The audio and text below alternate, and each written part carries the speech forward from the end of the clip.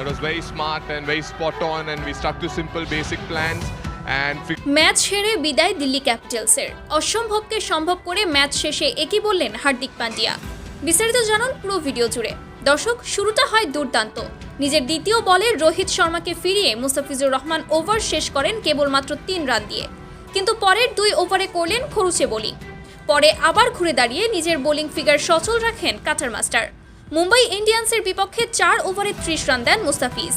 তবে বাংলাদেশের এই বোলারের 24 ডেলিভারির 10টিতে রান নিতে পারেননি প্রতিপক্ষ, যে বিষয়টি চোখে পড়ে মুম্বাই ইন্ডিয়ান্সের বোলিং কোচ পোলাটের। তাই তারা সকল কোচরা মিলে সিদ্ধান্ত নেন মুস্তাফিজকে তাদের দলে ফেরানোর। অবশ্য সেটা সম্ভব নয়, কিন্তু অসম্ভবকে যে এভাবে সম্ভব করবে মুম্বাই ইন্ডিয়ান্স তা হয়তো কারো জানা ছিল না।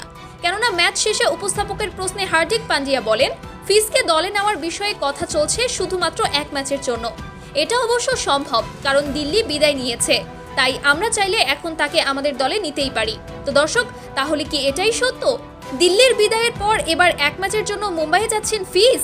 কি মনে হয় আপনাদের? তা অবশ্যই জানিয়ে দিবেন আমাদের কমেন্ট বক্সে।